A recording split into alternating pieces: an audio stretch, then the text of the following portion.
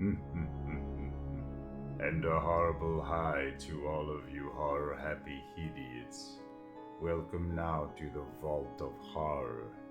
This is your narrator of nauseating novelettes, the Vault Keeper, ready to read another revolting regurgitation from my library of lecherous literature. This terror tome, this choice chunk of chilling charnel chatter, is aptly entitled Cold War. There was a biting frost in the late November night air which hovered about the last remaining fall flowers, bestowing icy kisses of death upon their shriveling petals. The leaves had long since left the trees, bearing their gnarled trunks to the coming winter winds, uncovering branches that reached skyward like twisted and misshapen gout-racked fingers. There in that garden of gloom sat the wife and the lover, and on the grey, cold flagstone terrace stood the husband, watching and waiting. Your arms are like ice, Maria. Let me get you your wrap, my darling. Please, Norman, do that. I am cold.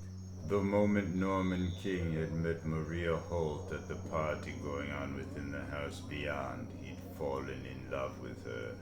He'd waited till she was alone, then coaxed her into the garden, brazenly flaunting his attentions upon her in front of her stone-faced husband. Now, as Norman passed Paul Holt, he noticed a cynical smile. You're wasting your time, my friend. Maria will amuse herself with you and save her love for me. You're pretty sure of yourself, Holt. Well, we'll see. Norman had noticed the cold and impassive indifference that had seemed to blanket Maria and Paul, and he'd assumed that the passion fires had cooled for them. So he'd set his sights upon the poor, unhappy wife, determined to stir up the flames within her once again. For him, he got more than Maria's wrap from the cloakroom. He'd fingered the snub-nosed blue-black .38 automatic he'd taken from his overcoat, and it gave him confidence. I always get what I want, one way or another. And I never wanted anything or anybody the way I want Maria Holt. When Norman returned to the garden, Paul was gone. Now's our chance, Maria. Let's go someplace. Any place. Just so long as it's away from here. I want to be alone with you. Oh, I couldn't, Norman. Paul would worry. Besides, we are alone out here, aren't we? Norman took Maria in his arms, tried to kiss her. Don't taunt me, Maria. You know what I mean. I'm madly, helplessly in love with you. Please, Norman, don't. Please, you know I'm married. I have eyes, Maria. I can see. Your husband and you are like two stones. The love that was once between you is dead. What if you weren't married? If you had no husband, couldn't you care for me? What's the use in supposing, Norman? I do have a husband. Suddenly, Maria turned and ran towards the house. And there's nothing we can do about it. Maria, come back. Maria disappeared through the French doors as Paul Holt's jeering laughter rang out from the far end of the garden. Yes, Mr. King, there's nothing you can do about it. Why, you dirty, sneaking. You were hiding there in the shadows all this time, listening. Norman's hand went to the loaded automatic in his pocket as the sneering husband approached, and his face flushed red with hate and anger at the amused twinkle in Paul's eyes. So, you couldn't charm her away, King. What a pity. She said there was no use supposing, Holt. She said there was nothing I could do about you. Well, there is. Norman whipped out the gun, pressing the cold black snub-nosed muzzle against Paul Holt's chest. The sneering smile vanished from Paul's face. There's this I can do. I can kill you. Don't be a fool, King. Before you pull that trigger, let me tell you why it won't do you any good. You're trying to stall me till someone sees us, Holt. Well, it won't work. Nobody will come out in this cold, King. I merely want to tell you about Maria and me, and our romance. How it began. Everything. But Paul Holt's eyes narrowed. if you're determined to shoot, go ahead. All right, start talking, Holt. But make it quick. Curiosity had gotten the better of Norman. He relaxed a bit as Paul began his story, but he kept the gun muzzle leveled against Paul's chest. It's a strange and frightening story, Norman. It began when I first saw Maria. It was little more than a year ago. She was surrounded by skeletons and vampires and werewolves. Skeletons? Vampires? What in blazes are you talking about? You see, I'd gone to visit some rich friends in Port-au-Prince, Haiti. They'd taken me to a Halloween masquerade party. Maria was made up as a little sensuous red devil. I came as a scarecrow. I was attracted to her the minute I saw her. No fair lifting my mask till after midnight. But I gotta see if the face matches the figure. At midnight, Maria unmasked and I unmasked, and we looked at each other and knew. We knew what Anthony and Cleopatra, and Romeo and Juliet, and all the other lovers down through the ages knew. Maria!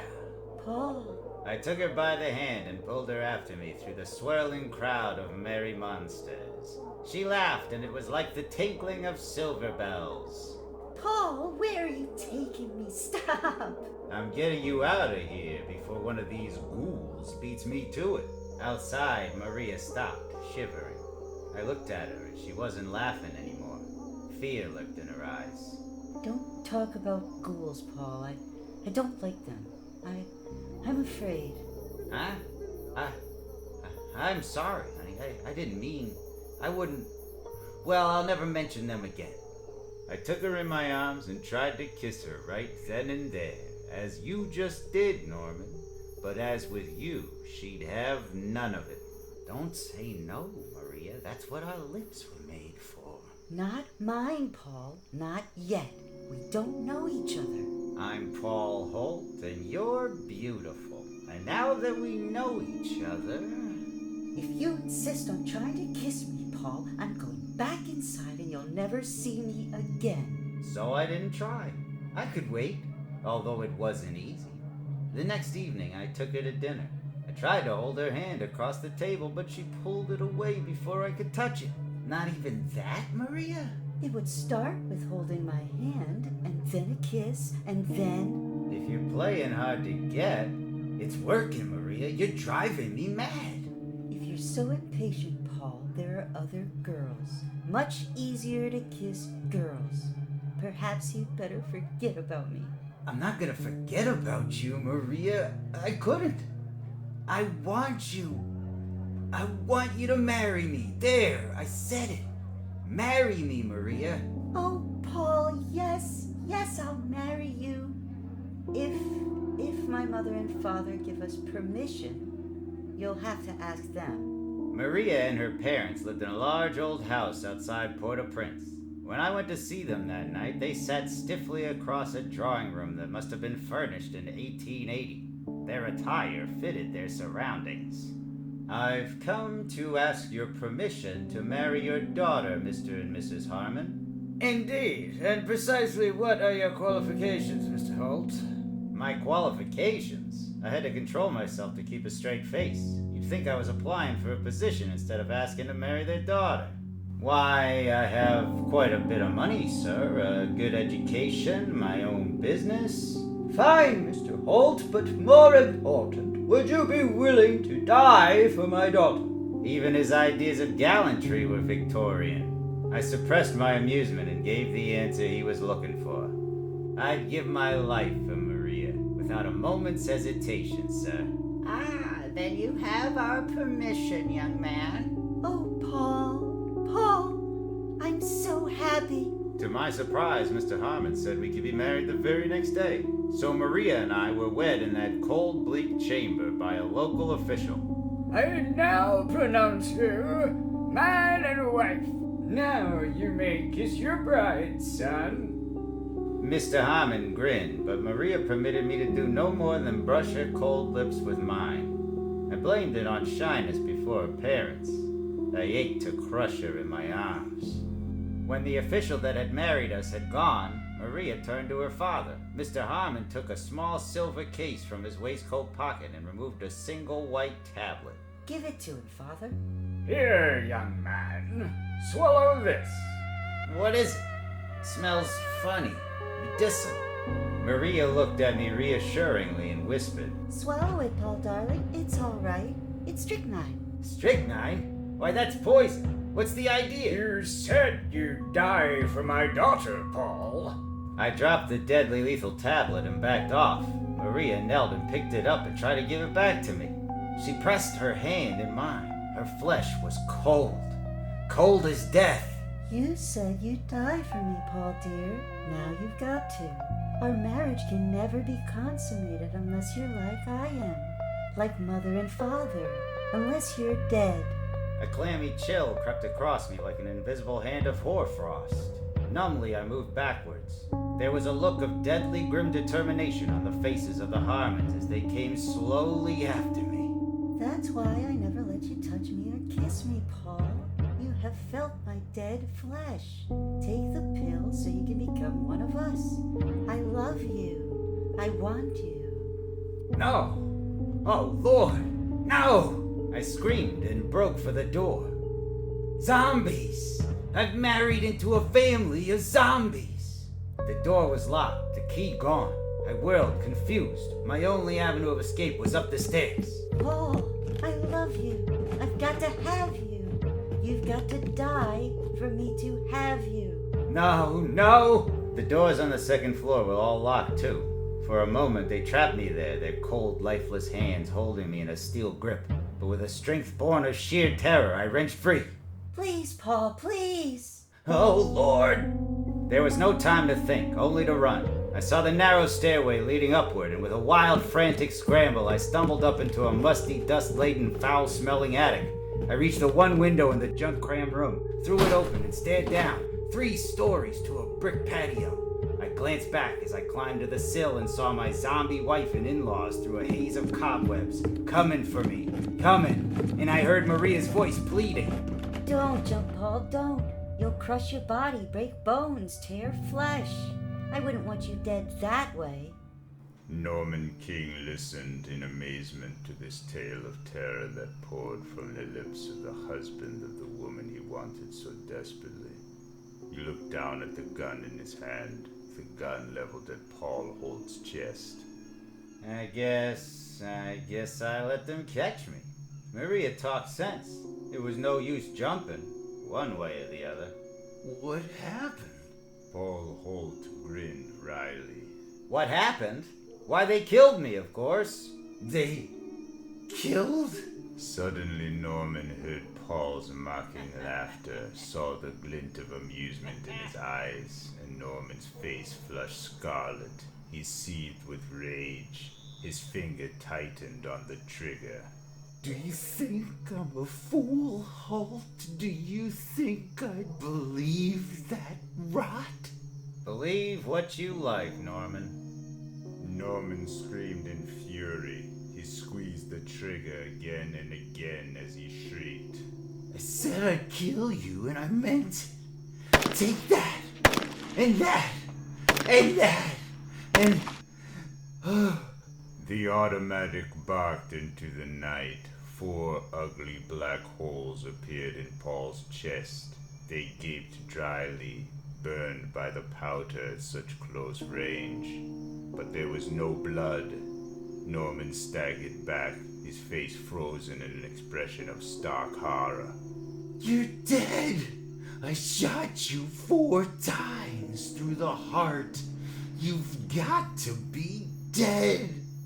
I told you they killed me, Norman. I am dead. Like my wife, Maria. Paul Holt's cold, lifeless hands caught Norman King's throbbing throat in an icy death grip.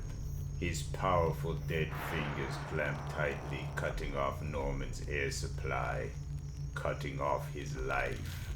They made me a zombie, Norman, and now if you want my wife so badly, I'll have to make you one. At least then you might have a ghost of a chance. And that's my Yelp yarn for this issue of CK's putrid periodical. Of course, the choke was on Norman, falling for a cold babe like Maria. But everything's alright now. Norman's been accepted into zombie society, and Maria's pawned him off on a distant cousin of hers. This gal's been dead so long she has to keep her distance. Anyway, Norman's happy as an undertaker at a plane crash with her. Seems she goes for the strong type. Smelling, that is. And talking about strong smelling, I'll turn you back to CK. Bye now.